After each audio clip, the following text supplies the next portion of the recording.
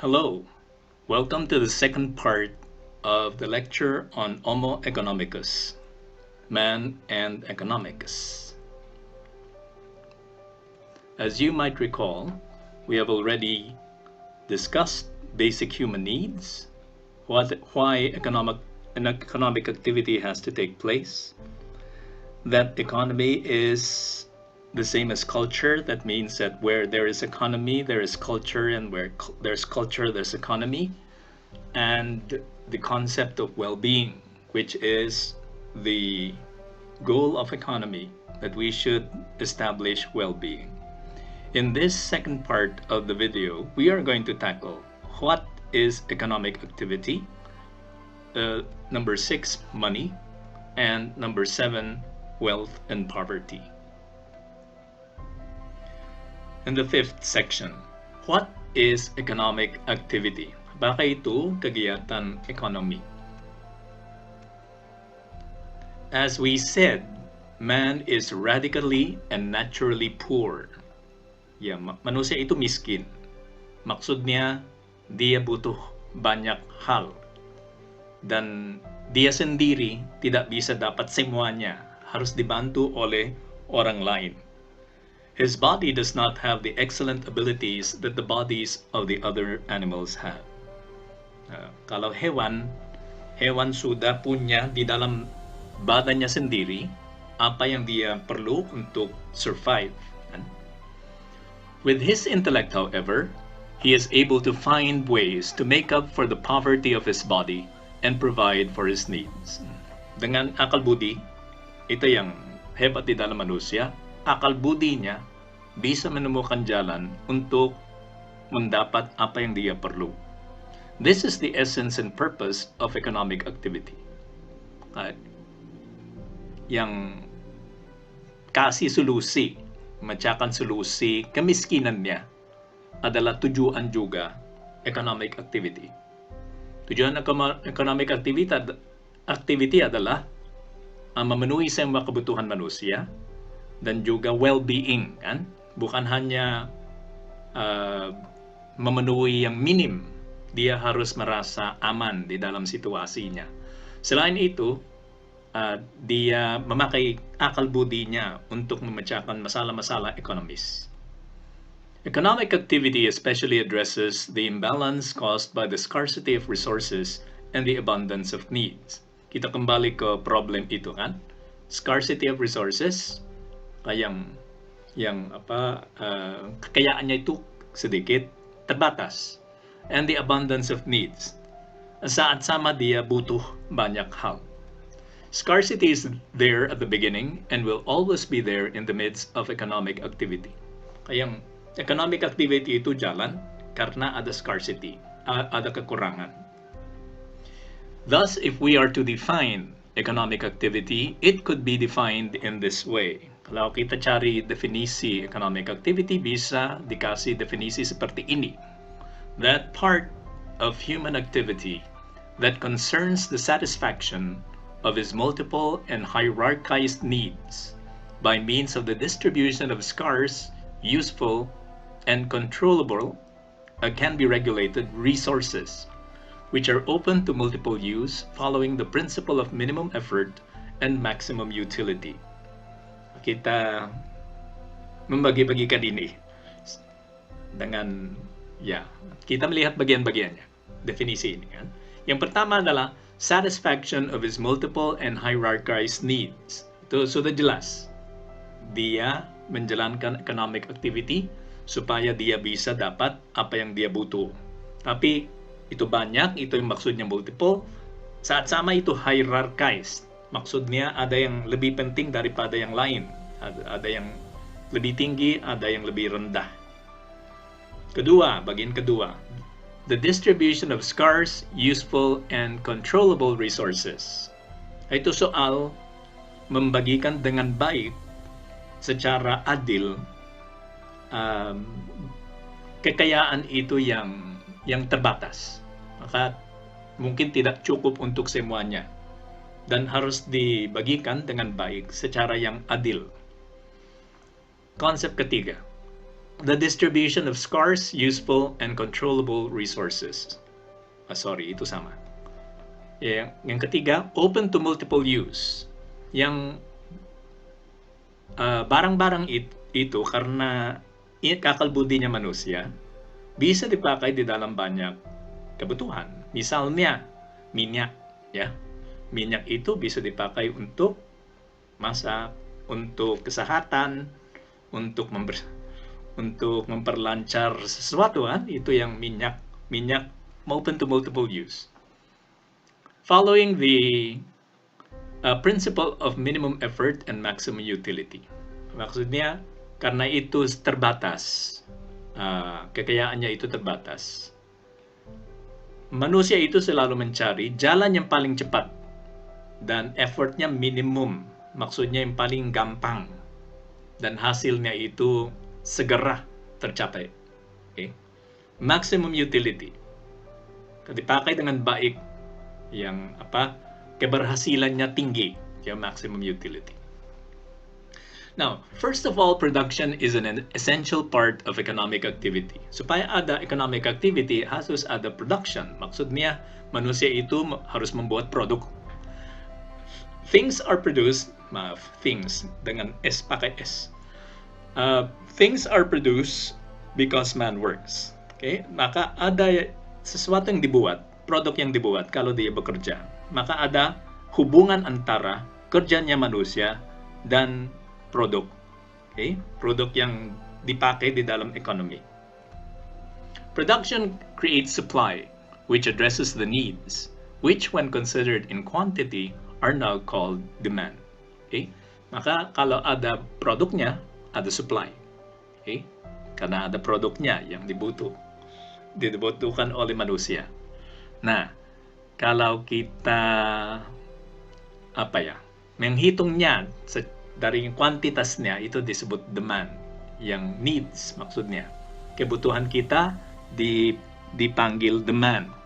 Okay? Maka ada supply and demand yang dipakai di dalam ekonomi. The change of goods between citizens is the basic life of economic activity. Ada economic activity kalau ada pertukaran barang, ya. Aku perlu ini, tapi itu dimiliki oleh sesama aku, ya, maksud tetanggaku. Nah, yang tetangga itu memberikan kepada saya apa yang saya butuh dan dimiliki, dan juga mungkin saya punya sesuatu yang dia butuh. Ada pertukaran karena kebutuhan, kan? Kebutuhan. Nah, itu economic activity. But this gives rise to the concept of value. Okay? Maka hal itu berharga bagi saya karena saya butuh itu. Okay? Value. Nah, harus ada perbandingan antara value, harga barang yang dimiliki oleh tetanggaku dengan harga barang yang saya punya. Karena harus seimbang, kan? Harus kurang lebih setara harganya supaya ada pertukaran. Kalau yang saya memiliki itu lebih mahal, ya lebih dihargai, ya belum mahal karena belum ada price. Okay, yang ongkosnya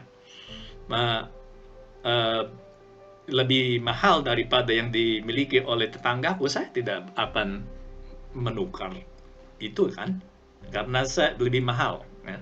Karena ada value, nanti ada price dalam sistem keuangan.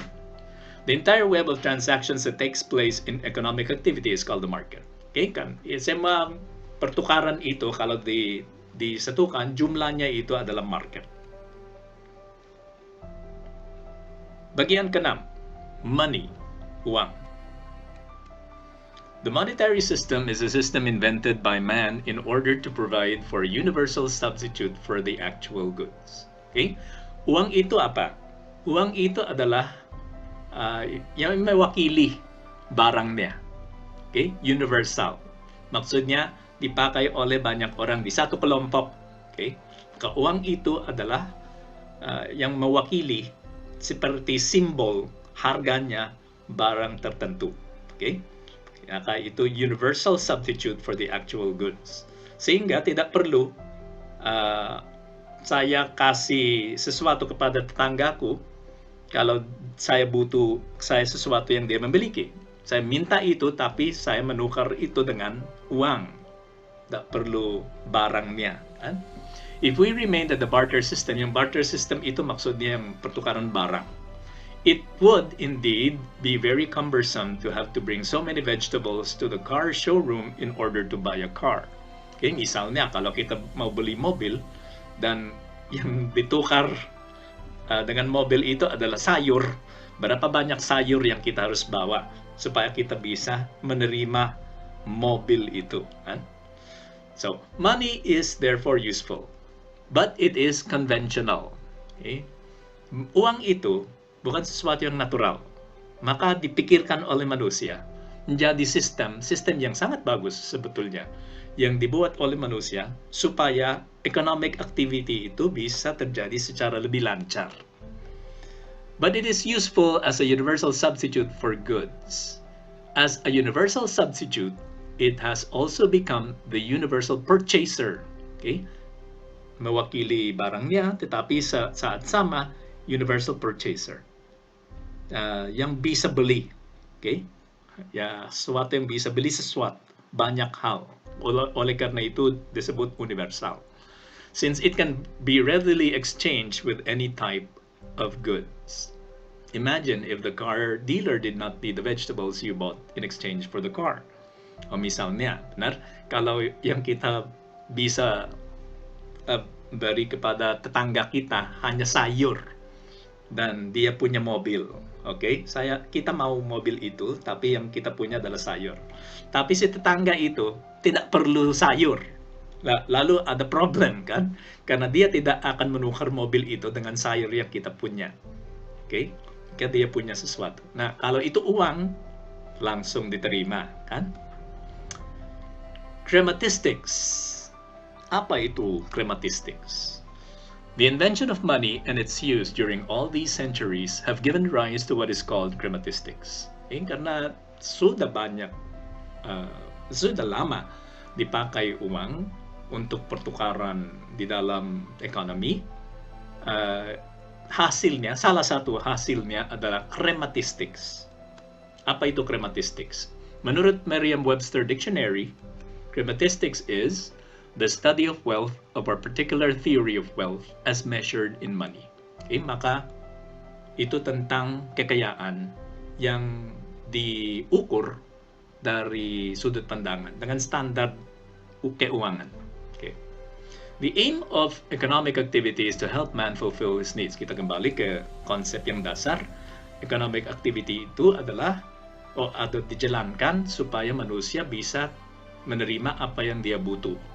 But as we said, we aim not only to fulfill the minimum, but we need enough to establish what we call well-being. Okay? Saat sama, kita tidak hanya mencari yang minim, kita mencari well-being, yang merasa aman di dalam situasi material kita.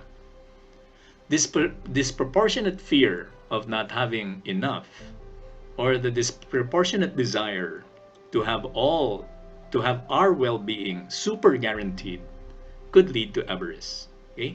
Kalau kita takut kekurangan atau terlalu takut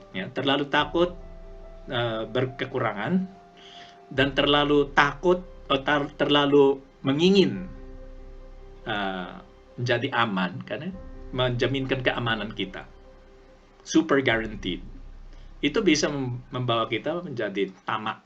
Kan, ketamakan. With the advent of money, the avarice for resources has turned into an avarice for money. Karena sudah ada uang yang mewakili barangnya. Ketamakan atas barang menjadi ketamakan atas uang. Unfortunately, it has mistakenly become the main goal of economics today. That is maximum profit. Nah, karena itu yang terjadi di dalam economic activity-nya manusia, maka ketamakan uang itu ditinggikan di dalam ekonomi. Karena kita selalu, itu dari Adam Smith kan, kita selalu mencari maximum profit. Okay? Profit yang terbanyak Ya, selalu. Dengan tidak memikirkan kalau itu proporsional. Profit is automatically maximized even though the persons involved still don't know what they are maximizing the profit for. Okay? Harus yang maksimal, yang paling banyak. Tapi kita tidak tahu untuk apa profitnya, kan? Hanya mengumpulkan banyak uang itu tujuannya, tujuan perusahaan atau ekonomi. Unfortunately, blindly pursuing this goal often leads to the injustice in many other areas. For example, not seeing the persons working for you because you're looking at maximum profit. Bisa saja di dalam perusahaan karena terlalu terfokus atas maximum profitnya, pemiliknya lupa bahwa karyawannya itu orang, manusia yang perlu diperhatikan, perlu dilindungi. Maka karena terlalu terfokus atas uangnya dan maksimum profitnya, lupa bahwa dia bekerja bersama orang lain. In our society today, man is not only homo economicus, but rather he has become homo cremasticus. So sekarang kita bukan hanya homo economicus seperti yang disebut oleh Karl Marx, tapi juga menjadi homo cremasticus, orang manusia yang mencari uang terus, itu cremasticus. Bagian ketujuh, wealth and poverty. Ketujuh yang terakhir. Wealth and poverty, kekayaan dan kemiskinan. Yang pertama, kemiskinan. Man can enter into a situation in which he is unable to fulfill his basic needs. When he is way below the level of minimum basic need, the situation is called misery. Okay? Secara teoretis ada batasannya, kan? Ada level di mana kita bisa merasa kurang lebih aman, yang universal, maksudnya untuk semua orang, semua manusia.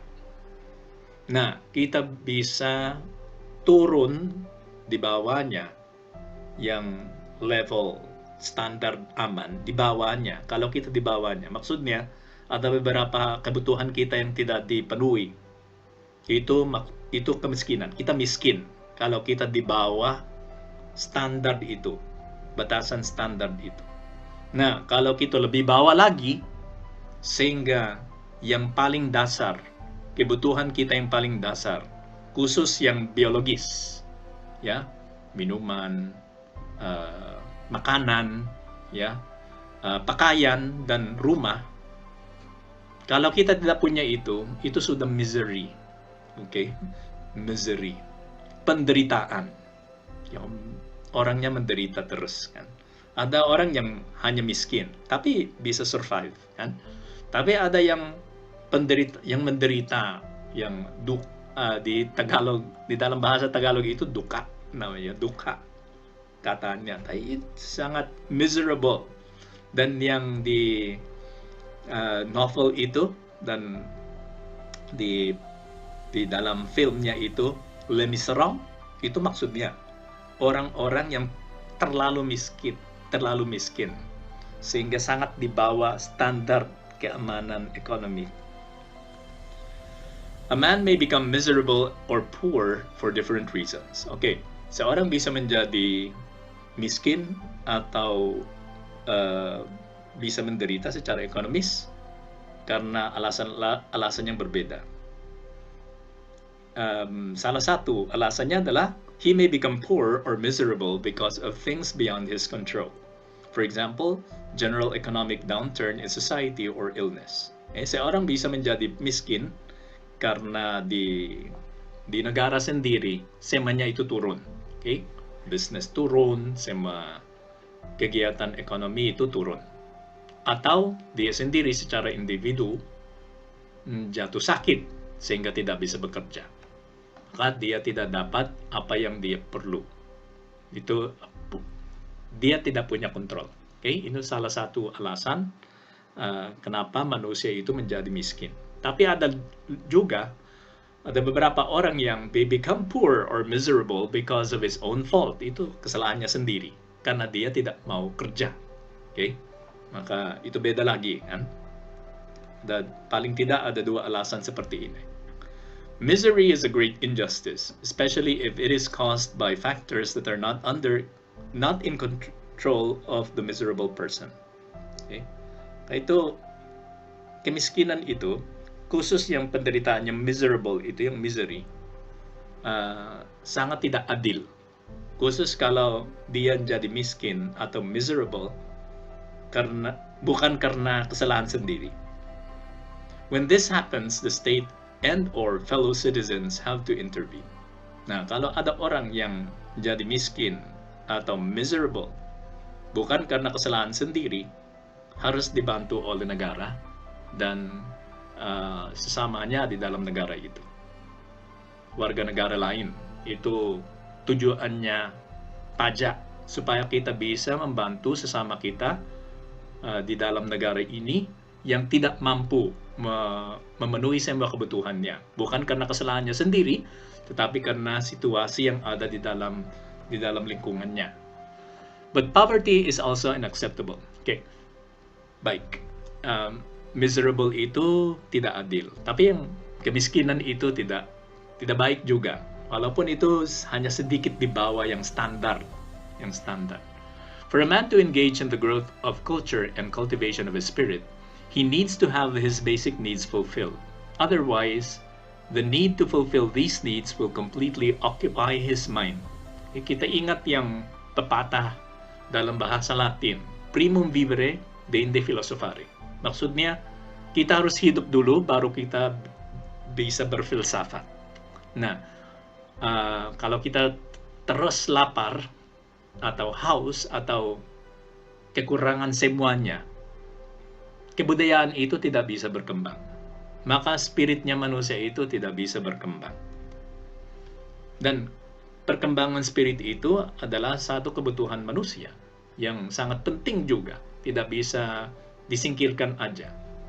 Thus we can understand the general effort of the states to eliminate or alleviate poverty. Oleh karena itu, semua negara mau menghilangkan kemiskinan. Wealth, kekayaan.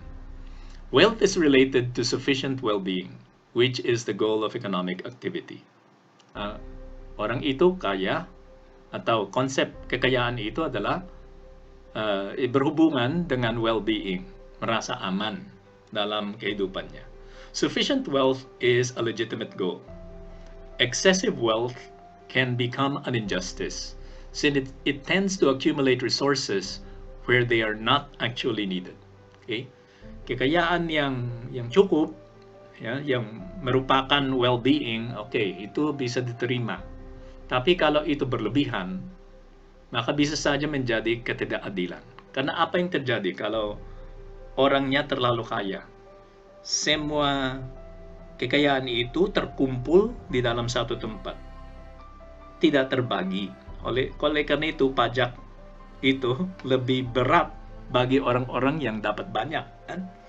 Supaya pembagian kekayaan bangsa sesuai dengan kebutuhannya masyarakat, dan kita berkembang bersama.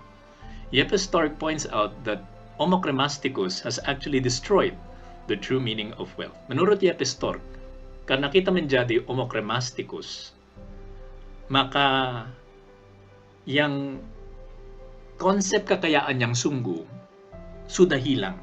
Nah, apa itu konsep kekayaan yang sungguh? The ancient philosophers considered the wealth of the soul much more important than the wealth related to the accumulation of property. Menurut filsuf-filsuf dari Yunani kuno misalnya, kekayaan yang sungguh adalah kekayaannya jiwa, kekayaan batin, bukan yang kekayaan milik, okay? Pemilikan material. If we take a more honest look of what true wealth could be, we could perfectly agree with the ancients. This also fits in well with the dreams of education in the 21st century. Okay? Kalau kita sejujur aja, kan? Kita setuju dengan apa yang disebut oleh filsuf-filsuf dari Yunani kuno, kan? Karena sebetulnya orang yang terampil itu lebih lebih gampang survive kan daripada orang lain. Juga kalau kita memperhatikan apa yang disebut di dalam yang education in the 21st century. Tujuannya pendidikan di dalam abad ke-21 adalah supaya semua lulusan universitas misalnya atau sekolah kreatif, bisa pakai akal budinya dan kreativitasnya untuk memenuhi kebutuhan sendiri dengan cara yang berbeda-beda. Ya, dia tahu mencari caranya sendiri. Dan itu menjadi banyak kan, bukan hanya satu. Maka semua lulusan universitas dan sekolah-sekolah tidak hanya diarahkan untuk menjadi karyawan, untuk mengembangkan satu skill supaya dia bisa dimasukkan di dalam proses organisasi kan, di dalam proses produktif kan, di dalam pabrik misalnya. Kita tidak mendidik orang supaya dia bisa dimasukkan di dalam proses itu. Dia harus terampil dan kreatif sehingga kalau dia tidak bisa masuk di dalam proses karena tidak ada tempatnya, dia bisa bikin kerja sendiri. Dia bisa membuat bisnis sendiri. Dia bisa menemukan cara bagaimana mendapat kebutuhannya. Kan? Although one needs money to put up business and or to survive in this world, money is not enough. The man has to be skillful and creative too, in order to make good use of capital and to produce things that will be useful for other people. Okay? Ya oke, memang uang itu penting, tapi uang itu tidak cukup. Orang yang punya uang tapi bodoh, ya dia akan menjadi miskin juga, kan? Maka manusianya harus pintar, oke? Nah, manusia itu yang pintar, walaupun dia tidak punya terlalu banyak uang, bisa menemukan cara untuk mendapat apa yang dia perlu. Thus, it is still very true that true wealth is what is inside you rather than what is outside you. Being is more important than having. Ya, apa yang ada di dalam diri kita sebagai manusia lebih penting daripada yang kita memiliki di luar. Okay? Being is more important than having. Itu pernah disebut oleh Yohanes Paulus II. And that's the end of our lesson, the second part. If there are any questions, please send those questions to me by email through Google Classroom or Bella. Okay? Kalau ada pertanyaan, silakan mengirim pertanyaan itu di Google Classroom atau di Bella.